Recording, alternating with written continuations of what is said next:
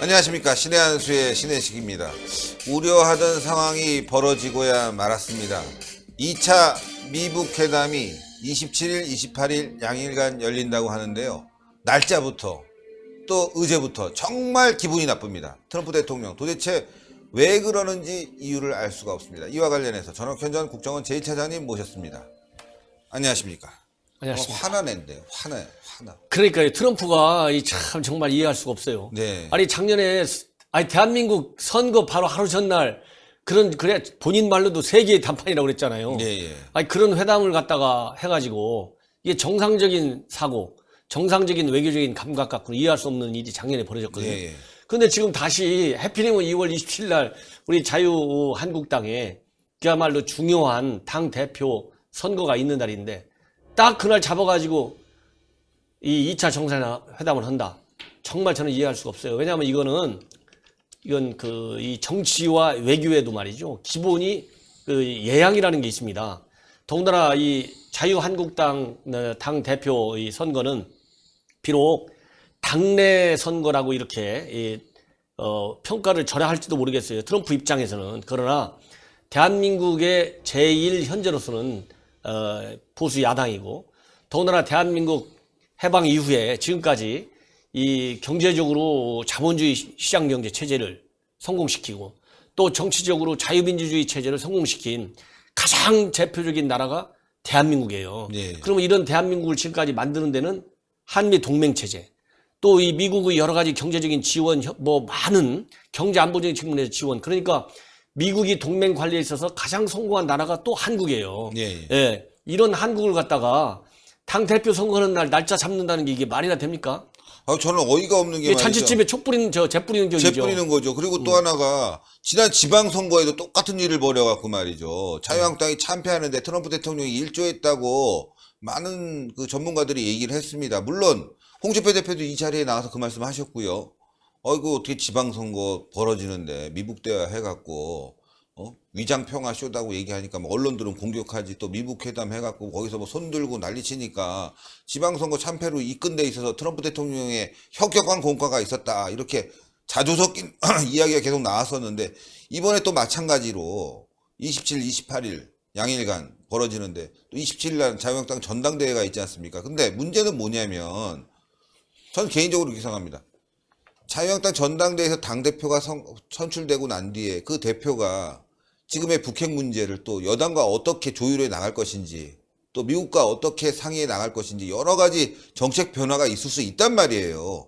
그 뒤에 회담을 해도 늦지 않은데 자유한국당을 완전히 무시하는 거 아니겠습니까? 그러니까 제가 앞에서도 말씀드렸다시피 사실 한미 동맹 관계를 중심적인 축으로 해서 한반도 안보와 평화를 지켜왔잖아요. 거기에는 자유한국당을 빼놓고는 얘기가 안 돼요. 왜냐하면 지금까지 전후 국내 정치를 누가 주도해 왔습니까? 자유한국당 보수정당이 주도해 온 거 아니에요? 그럼 이 보수정당이 이 한미 관계를 이 정도로 성숙하게 만든 그 기여가 있어요. 그러면은 이거를 갖다가 싹 무시하더라도 예를 들어서 정말 핵을 폐기하는 정말 세계의 단판이 된다.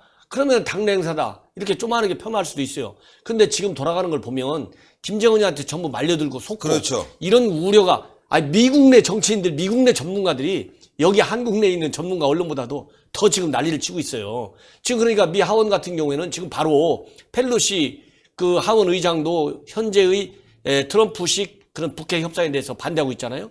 그 다음에는 엥겔 하원 민주당 외교위원장, 이 엥겔도 지금 굉장히 비판적이에요. 그러니까 지금 곧 2차 정상회담과 관련된 얘기, 또 북한과 관련된 얘기와 관련해서 감독하는, 트럼프 행정부가 제대로 했는지 이 감식 감독하는 청문회를 열겠다고 지금 나오고 있거든요.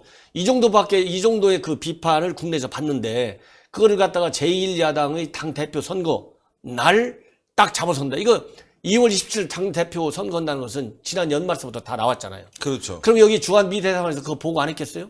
주한 미 대사관에서 그거 보고 안 했으면 직무유기죠. 네. 그러면 여기 미 CIA에서 그거 보고 안 했겠어요?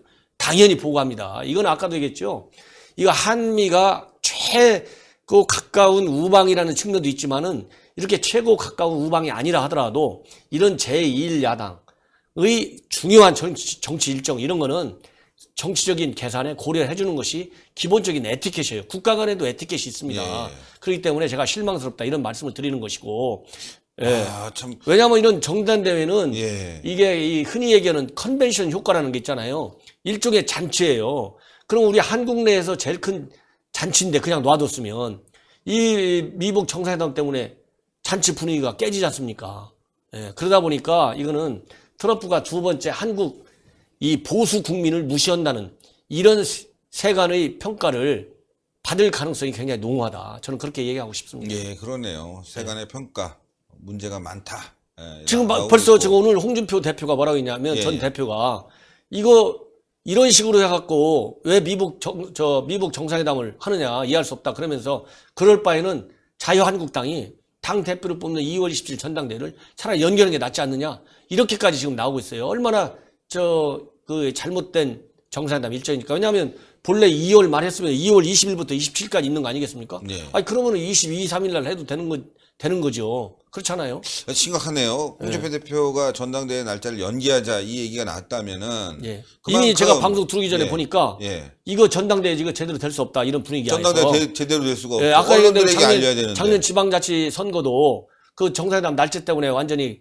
정말 그 아주 참패를 한 거 아니겠습니까? 예, 예. 그러니까 이제 홍준표 전 대표 입장에서는 트럼프 말만 나와도 잠 자다가도 깰 거야 아마. 그러니까 이럴 바에는 차라리 이 자유한국당의 전당대회를 늦춰야 되겠다. 예. 이렇게 지금 얘기하고 있더라고요.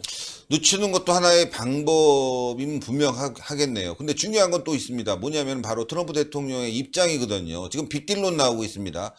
평화협정 가기 전에 종전선언 빅딜 하자. 이렇게 된다면 북핵은 하나도 없어지지 않았는데 종전까지 가고 또 하나는 지금 뭐 핵시설, 미사일 발사 실험대 이런 거 다 폐쇄한다고 하지만 핵은 그대로 있지 않습니까? 핵무기는. 그렇습니다. 도대체 뭘 해결하려고 지금 만나는 건지 이해할 수가 없습니다. 그러니까 이제 이번 그 2차 미국 정상회담 관련해서 굉장히 우려스러운 점이 이제 몇 가지가 포인트가 있는데 첫째는 비핵화의 대상을 뭘로 할 것이냐. 이 비핵화의 대상을 할 때 김정은이가 얘기하는 지금 전반적인 2차 회담의 틀이 말이죠. 김정은이가 맨날 얘기하는 게 그거 아니에요. 단계적이고 동시적으로 가자고 했는데 지금 미국이 처음에는 단계적, 동시적 이런 그 협상 방법은 절대 받아들일 수 없다. 이렇게 작년 1년 전만 해도 굉장히 그런 원칙을 고수하는 것처럼 보였는데 1년 정상회담 딱 한 번 하고 나서 꼬리 팍 내려가지고 김정은이가 얘기하는 단계적 동시적 원칙에 따라서 협상한다는 것 자체가 굉장히 우리 안보적인 측면, 특히 북한의 핵을 정말 김정은이가 폐기하는 방법으로 협상이 진행될 거냐 말 거냐 이걸 보는 시각에서 보면 굉장히 위험스러운 그런 협상 전략을 택하고 있다는데 그 전략에 따라서 뭐냐면 지금 우리 한국이 가지고 있는 핵 우산 있지 않습니까? 미국이 주는 이런 핵 우산을 배제할 수도 있다. 전략자산 전개를 중단시켜가지고 배제할 수 있다는 우려가 나와요. 그렇다고 본다면 미국이 가지고 있는 핵 우산하고 북한이 가지고 있는 핵 위협을 등가에 놓고 지금 보는 거예요. 이제 그러면서 지금 현재 언론에 나오는 거 보면 종전선언 문제에 대해서는 이미 미국 간에는 저는 이미 합의가 된 것 같아요. 그러면 이 시청자 여러분들도 잘 이제 아시리라고 저도 믿지만은 다시 한번 강조를 한다면 이건 종전선언은 정말 단추는 잘못 낀다고 하잖아요. 웬만한 단추는 잘못 꼈다 다시 풀면 돼요. 그런데 이 종전선언이라는 단추를 잘못 끼면 이 옷 자체가 이게 입을 수가 없어요. 그렇죠. 완전히 이 사람 취급을 못 받는 거예요. 무슨 얘기냐? 종전선언이라고 하면 흔히 그거 선언하는 것이고 법적 효력 하나도 없어. 정치적인 그 효과만 있는 것이고 종전선언했다 잘 못 되면 김정은이가 비핵화 안 하면 다시 또 종전선언 무시할 수도 있고 백지화시킬 수 있다. 이런 식으로 작년에 정부가 선전하고 다녔잖아요. 이거 자체가 말이 안 된다. 종전선언이라고 하는 자체가 국제법적 효과와 관계없이 정치적인 효과 때문에 김정은이가 그렇게 매달리는 것이고 현 정부도 그런 정치적인 효과가 있다는 걸 알기 때문에 저렇게 매달려갖고 북한에 선물을 주려고 하는 거예요. 종전선언을 하면 그 말이 뭡니까? 우선 전쟁 끝났다는 거 아니에요. 예. 지금 주한미군이 와 있어요. 왜 와 있어요? 전쟁 안 나게 하려고 와 있잖아요. 휴전 중이니까. 휴전 중이니까 이 휴전 지켜갖고 전쟁 안 나게 하려고 와 있는 게 주한미군인데 이제 전쟁 안 하기로 약속했으니까 주한미군의 존립 근거가 정치적으로 군사적으로 없어지는 거예요. 이러니까 거기서부터 시작해갖고 김정은이는 이제 야곱야곱 이거 왜 주한미군 와 있냐? 지금 훈련도 하지 않느냐? 지금 이 훈련 이미 안 하고 있잖아요. 훈련도 하지 않는 거 왜 와 있냐? 종전 끝났는데 이러면서 주한미군 철수. 그 다음에 이제 전략자산 전개도 반대하고 한미 동맹도 깨고 이러는 나가는 천 단추가 종전선언이다. 그렇기 때문에 종전선언은 자유한국당 입장도 그렇고 저희 입장도 그렇고 종전선언은 역사상 이런 선례가 없어요. 예. 종전선언은 종합적인 평화협정의 틀 안에서 서문이나 일조 정도에 넣는 거에 불과합니다. 그야말로. 그런데 이거를 띄어냈다는 것 자체가 이게 김정은이의 주한미군 철수 전략. 이거는 김정은이의 영원한 유운이잖아요. 철수시키는 게. 여기에 우리가 의도하든 의도하지 않든 말려드는 거다. 그렇기 때문에 비핵화의 실질적인 진전이 있을 때 큰 틀의 평화협정 체결하는 그 과정, 그 논의 구조 속에서 종전선언을 따지고 들어가야 되는 것이지 하나도 김정은이가 한 거 없는데 지금 종전선언 먼저 덜컥 해준다? 이거 한반도 평화구조, 한반도 평화구조는 한미동맹 갖고 딱 이루어지는 거잖아요. 네. 이 주춧돌이 빠지는 겁니다. 집 있을 때 주춧 빼면 그 집이 무너지지 안 무너집니까? 무너집니다. 네. 이거가 제가 보기에는 이번 2차 미북 정상회담에서 우리 한국민의 입장에서는 제일 우려스러운 거다. 예, 제일 우려스러운 거예요. 이대로 가면 2차 정상회담 김정은이나 트럼프나 우리 정부에서는 잘 됐다고 엄청 선전하겠죠. 그러나 종전선언에 들어가면 이미 실패한 아주 돌아올 수 없는 실패의 길로 갈 수 있다. 그리고 지금 현재 미국이 얘기하는 거 보면요. 핵 목록 신고는 천천히 해도 된다는 거 아니에요? 기가 막힌 거예요. 인선 포인트인가 S선 포인트에 가서 한다는 거예요. 예? 일정 그 정상회담 차후로 비핵화 진전이 되는 과정에서 조금 시간이 지나서 아니 김정은이가 맨 처음에 핵 목록 신고를 해도 우리가 믿기 어려워요. 그렇죠. 과거 행동을 보면 네. 아니 문서가 없어서 지금 저 핵 문제가 일어났습니까? 이미 91년도 92년도에 한반도 비핵화 공동선언 했잖아요. 그거 다 물 건너가고 제네바 협정 맺었잖아요. 그거 다 물 건너가고 9.19 공동선언 했잖아요.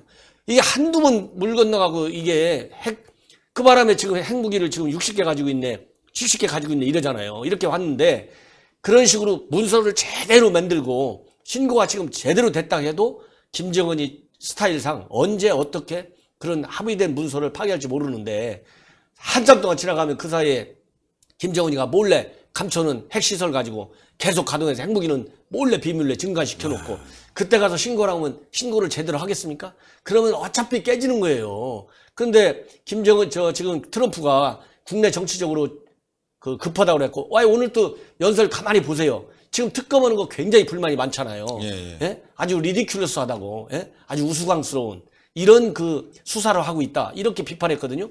요런 거를 지금 말하자면 이렇게 감추려고 하는 그런 수단의 하나로 국내 정치적인 고려 연장선상에서 지금 미북 정상회담을 하고 있다. 이것이 우리 국민한테는 핵을 완전히 포기하지 않는 수준의 비핵화 협상.